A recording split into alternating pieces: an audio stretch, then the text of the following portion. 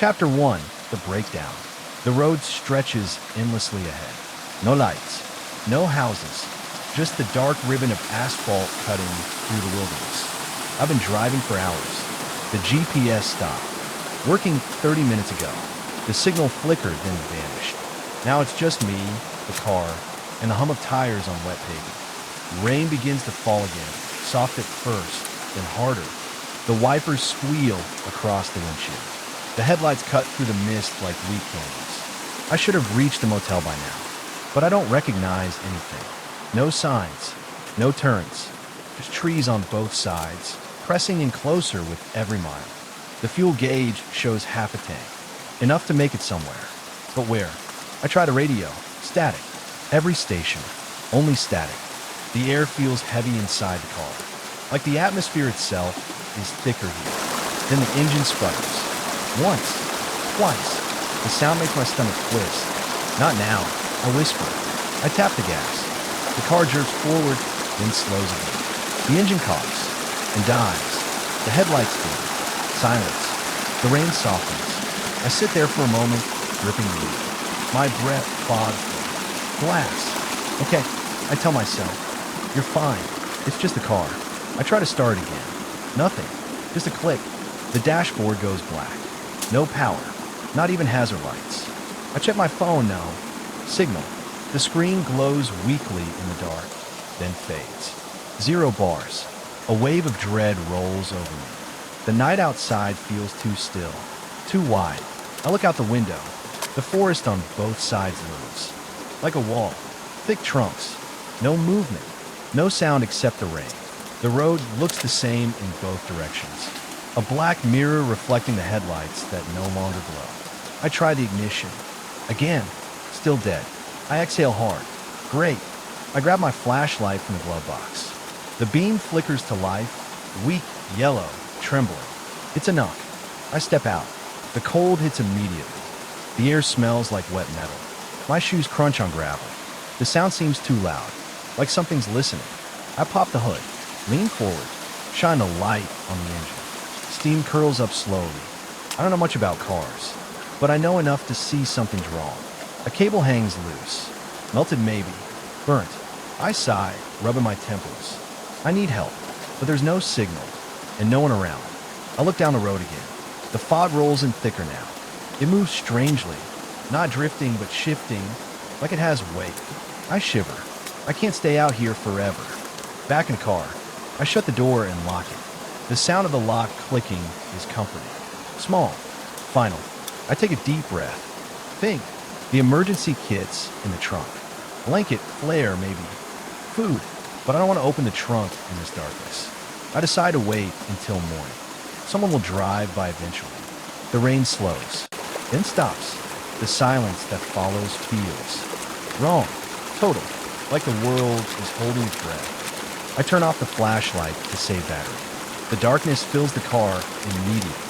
My reflection stares back at me from the window. Pale. Wide-eyed. Minutes pass. Or maybe hours. Then a sound. Soft. Distant. Footsteps. My chest tightens. They're faint but real. Crunching on gravel. Coming closer. I grab the flashlight. Turn it on. The beam cuts through the fog like a knife. Hello. I call out. My voice sounds small. Weak. No answer. Just a faint echo of my own voice bouncing back. The footsteps stop. I wait. Every nerve on fire. Then a shadow moves just outside the light. Tall. Thin. Still. I freeze. My heart hammers so loud I can hear it in my ears. Who's there? Nothing. The shape doesn't move. The fog swirls around it. I blink, and it's gone. I turn the light toward the other side of the road. Nothing. Only mist. Only silence. I slam the door again. Lock it twice. My hands shake. It's fine, I tell myself. It's nothing. You're just tired. You're just imagining things. Then, something taps the window. Soft. Deliberate. I jump. The sound echoes inside the car like thunder. Tall. Tall. Tall. Right beside my face. I can't move. Can't breathe. Slowly, I turn my head. A handprint. Pressed against the glass. Long fingers. Vet. The palm smears slightly, dragging. Downward. I yank the flashlight up, shine it through the window. Nothing. No one. Just fog and darkness. My heart won't slow down. I whisper to myself, "It's fine. It's fine. It's fine." But I know it isn't. I stay there for what feels like hours, listening. Every small noise sounds like movement. Every gust of wind sounds like breathing. At some point, I must drift off, because when I open my eyes again, the sun is rising. The car's interior glows faintly orange. For a moment, everything feels normal again, almost peaceful. Then I see it, the handprint on it. Glass is gone, but something else is there now, written in the condensation. One word. Chapter 2, The Stranger. I wake up to silence. No birds, no wind, just a faint hiss of air leaking through the cracked window. The fog hasn't lifted. It hangs low over the road, dense and heavy. The sun is only a pale disk behind it, more shadow than light. My phone is dead. The car battery still won't respond. Everything feels colder than it should. I rub my arms, trying to warm myself. My breath still fogs the glass. Outside, the forest looks the same, frozen in time. Then I see movement, far down the road. A shape. At first, I think it's a trick of the light. But no, it's a person. Someone walking through the fog, heading straight toward me. My heart leaps with relief. Finally, help. I throw the door open and step out. The cold air burns my throat. I wave. Hey, hello. The figure doesn't respond. It keeps walking slow, steady.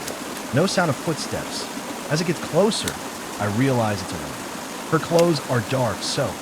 She moves oddly, not limping, not dragging, but like she's floating just above the ground. Do you need help? I ask, my voice shaking. She stops about 20 feet away, her face hidden under a hood. I can't see her eyes. For a moment, neither of us moves. Then she says softly, "You shouldn't be here." Her voice is thin, flat, like it's coming from underwater. I swallow hard. "Are you okay? Did your car break?" "Down to." She tilts her head slowly. "No, I've been here a long time." The air grows colder. I can see my breath again. "Do you live nearby?" She smiles, but the smile doesn't reach her eyes. You could say that. Something about the way she says it makes my skin crawl. I take a step back. She takes one forward. Her clothes drip water onto the pavement, dark stains spreading out. "Ink, listen," I say, forcing a nervous laugh. "I just need to call for help. Do you know if there's a town nearby?" "There was." She looks past me. "Not anymore." "What do you mean?" She doesn't answer, just turns slowly and walks back into the fog. "Wait," I call, but she's gone, vanished, like she was never there. I stand alone on the road, heart pounding, watching the mist close behind her. I rush back into the car, lock the doors. What the hell was that? I whisper. I try to start the engine again, and it works. The sudden roar makes me jump, but I don't care. I'm getting out of here. The headlights cut through the fog as I pull forward. The road looks endless, but at least I'm moving. After a few minutes, the radio turns on by itself. A soft hum, then static. I try to switch it off, but it stays on. Through the static, a voice begins to form. Faint, female. "Don't look behind you." I freeze. My hands tighten on the wheel. "What? Don't look behind you?" The voice grows clearer, closer. It's her voice, the woman from the fog. My throat tightens. I force myself to glance in the rearview mirror. Nothing there, just fog. Then the car jolts. Like I hit something. I slam the brakes. The engine sputters. The headlights flicker. Outside, the fog swirls violently. Shapes move inside it. Human shapes. I can hear whispering now. Dozens of voices, all overlapping. "Turn back. You can't leave. Stay." My pulse races. I throw the car into drive and hit the gas. The tires spin uselessly on. Wet asphalt. The car doesn't move. "Come on," I yell. I press harder. The engine screams, then dies again. The headlights fade. Darkness closes in, and then a soft knock on the window. Not frantic, gentle. I turn slowly. Outside the passenger side, a face, the same woman, eyes wide, mouth moving silently. Her skin looks gray now, bloated, like she's been underwater for days. I can't move. Can't breathe. She presses her hand to the glass. The same dripping hand I saw last night. She mouths something. Help me. Then her expression changes. Twists into a smile. Hey. Cold, empty smile. The glass fogs over. Her handprint burns faintly in condensation. I shut my eyes tight. When I open them again, she's gone. But there's something written on the inside of me. Window this time. 3 words. You never left. My chest tightens. I turn the key again. Nothing. I hit the dashboard. Still nothing. I scream in frustration. Then silence. Until a single headlight appears in the distance. A motorcycle. Coming fast. I wave frantically. The engine roars as it approaches. Relief floods me. But as it nears, I realize the rider isn't wearing a helmet. And their face looks wrong. No eyes. Just dark holes where they should be. They speed past without slowing. The wind rattles my car. Then the light fades into the fog. I look down the road again.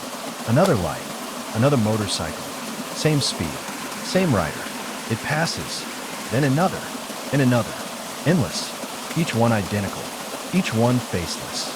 I sit frozen, watching the same figure repeat. Like a broken loop. I whisper to myself, this isn't real. This isn't real. The last one stops. Right beside my car. The engine idles softly. The rider turns toward me and takes off their helmet. It's me. Same face. Same fear. Same clothes. She leans closer to the window and whispers, don't try to leave again. Then she's gone. The sound of the motorcycle fades into the distance. I am shaking uncontrollably. My heart feels like it's trying to claw its way out of my chest. The road ahead seems to shift. The white lines blur and twist. I grip the wheel and floor the gas. This time the car moves. I don't look back. I can't. Trees blur by in streaks of gray. The fog thins, then thickens again. After what feels like an hour, I see something ahead. A curve, a familiar tree. And then my heart stops. It's the same spot, the same bend in the road. My car, sitting there, empty. I slam the brakes. Step out. Walk toward it slowly. It's identical. Same color. Same dent on the rear door. Same crack in the taillight. Inside, in the fogged up window, one word written in the condensation. Stay. I stumble backward, trip, and fall to the ground. My flashlight rolls away. When I grab it, the beam catches something in the ditch. A body, face down, hair spread out in the mud. I walk closer, trembling. The shape looks familiar. I kneel beside it, reach out a shaking hand, and turn the head. It's me. Chapter 3. The road no one takes. I can't move. I can't breathe. I'm staring at my own face lying in the ditch. Pale. Still. Eyes open. The fog swirls around the body like smoke. For a long time, I can't tell which one of us is real. I stumble backward, trip over a root, and fall into the mud. The flashlight flickers wildly, landing on my car. It's still there. Or maybe it isn't. Something shifts in the corner of my vision. The body twitches. Just once. A soft gasp escapes my throat. Then the eyes open wider. They're looking at me. I crawl backward, hands sinking into wet. Earth. The other me rises slowly, unnatural. Her movements are jerky, like a puppet pulled by invisible strings. She turns her head. Her neck cracks. Then she smiles. You shouldn't have come. Back. Her voice sounds like mine, but hollow, like it's echoing from deep underwater. I try to speak, but no words come out. The fog closes in tight. The trees vanish. The road fades beneath. My feet. All that's left is her and me. I don't understand. I whisper. She tilts her head. You will. She starts walking toward me. Each step makes no sound. The mud doesn't move beneath her. Feet. I run. I don't think. I just run. Branches slash my nose. The air feels thick, heavy, alive. The fog moves with me, curling around my face like fingers. I burst out onto the road again. The car headlights flicker on by themselves. The engine idles softly. It's waiting. I throw myself inside, slam the door, and lock it. My chest is heaving. My hands won't stop shaking. I jam the key into the ignition. The engine roars to life. The radio turns on again. Static. Then my own voice through the speakers. You never left. The headlights flash once, and the road ahead shifts. It's no longer straight. It twists and bends, looping back on itself like a snake. I drive anyway. I can't stop now. I press the gas harder, harder. The world outside blurs. Fog, trees, darkness. The same bend passes again, and again, and again. It doesn't matter how fast I go. I'm trapped. I scream and slam the steering wheel. Let me out. The fog flashes. White. For a moment, I see faces in it. Dozens. All watching me. All of my eyes. I swerve off the road and crash through the ditch. The car jolts to a stop. The airbag explodes. Silence. I open my eyes. Smoke. Glass. The smell of gasoline. I push the door open and crawl out. My legs feel weak. The world is spinning. Then I hear it. Footsteps. Slow. Deliberate. She's here again. Standing on the road. Looking down at me. You tried to lead, she says softly. Her head tilts, the smile returning. No one leaves. I take a step back. The ground feels soft under my feet. When I look down, it's not asphalt anymore. It's sand. And beneath the surface, hands. Dozens of them. Pale, grasping, reaching up from below. I scream. They grab my ankles, cold and strong. She watches, expression blank. Then she turns and starts walking away. Wait! I cry out. The hands pull harder. I sink deeper. The fog swirls violently around me. Then stillness. The hands let go. The fog clears. I'm standing on the road again. Alone. Unharmed. The car is gone. Everything is quiet. I look around. The forest stretches endlessly on both sides. The air smells the same, damp metallic. A faint humming drifts through the silence. I follow it, down the road, toward the sound, and there it is. My car, parked exactly where it broke down. Slightly, whispering something, I lean closer. Through the window, I hear her say, "Stay." I stumble back. My own reflection watches me through the glass. No, we speak. This isn't real. I blink, and she's gone. The seat is empty. I open the door. The engine hums softly. The dashboard clock reads 11:47 p.m., the same time the car died last night. My heart skips. No, it can't be. I check my phone. Battery at 83%. Full signal.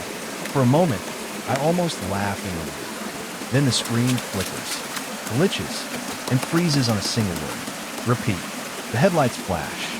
The radio hisses. The static forms a voice. Fog rises again. The same trees. The same curves. The same everything. My reflection stares back at me from the windshield. I whisper to it, "Please, let me go." The reflection smiles and whispers back, "You already did." The engine hums. The world bends. And suddenly, I'm pulling to a stop. The car sputters. Peace. Silence. I grip the wheel. Tears sting my eyes. Outside, the fog glows faintly again. And through it, I see her standing in the middle of the road. She lifts her hands slowly and waves. A gesture both gentle and final. Then she turns and vanishes into the mist. I open the door. Step out. The air smells exactly the same. Cold. Vet. Familiar. The fog curls around my legs as I walk forward. The sound of my footsteps fades quickly. Everything feels distant, like I'm walking inside a memory. Then I see it. Another car, stopped in the same place. Headlights dim, door open. Inside, a woman, head resting on the steering wheel. Breathing shallow. I walk closer. The beam of my flashlight catches her face. She's alive. Her eyes flutter open. She looks terrified. She looks at me. "Help," she whispers. And I realize, she's not me. Not exactly, but close enough. Another one. Another version. I want to tell her to run. To turn back. But I can't. Because I already know. There's nowhere to go. The fog thickens again. It hums softly. The world fades. I step back. The headlights go out. The road disappears. And once again, there is only darkness. Only the sound of my own breathing. Only the road no one takes.